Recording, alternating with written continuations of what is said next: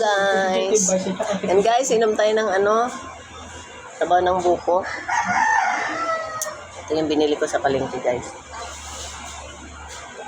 Hati kami ng husband ko. Ito yung laman guys, oh. Yan, masarap to. Sabihin kaya natin yung papaya. Yung lubo, pag naarawan. Ayan. Ayun, kung natin, agad natin yung pan. Kasi mga lubo siya, baka hindi kayo nalagay. Init. Ganun lang yan. Huwag lang siya mabasa. Ganun lang yan. Tapos mamaya, ano na naman yung dahon. Huwag lang mabasa.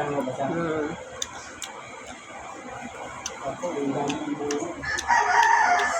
Kala ko guys, 35 ang buko kasi nang bumili ako. Ha? Ngayon, 40 na pala. Ha? May sili ang isa sa. Ano sa taas ginagamit ko? May ano lang ako, may inaalis lang Ano ako. yung sili eh? Sabi ko kanina. Ano na yung sili? Masarap yan, ma. Kung hindi ba ko Meron pa doon. O, yung sabaw ng buko. Sabaw, gusto mo? Andun na doon. Ay, Sorry. nagagalit ako dito. Madami eh. Uy, papa, nag-live si mama. Ang kulit naman ni Atoy. Mama, i-upload mo Ah, na yung chat. Hindi, upload ko yun. Hello? Video ko yun eh.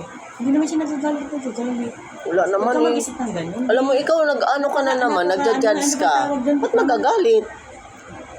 Hindi naman nagagalit eh. Yung ganyan, kumigahin mo.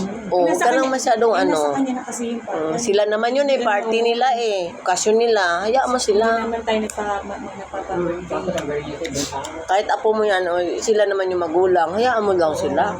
Hindi na natin kasi pwede pang masukan yung ating yun. Let them Gusto man natin decide. pero decision pa rin nila eh. Kaya yun, nilinis ako, hinanap ko yung yung charger ng laptop. Bakit? Ilababa ko dito eh. Tabi ko kasi dun gano'n. Bababa ko yung gano'n. Ano yung Laptop. Sarap. ay yung table? Hindi yung laptop. Ibababa ko nga dito. Bakit? Papansa? Ha? Hindi.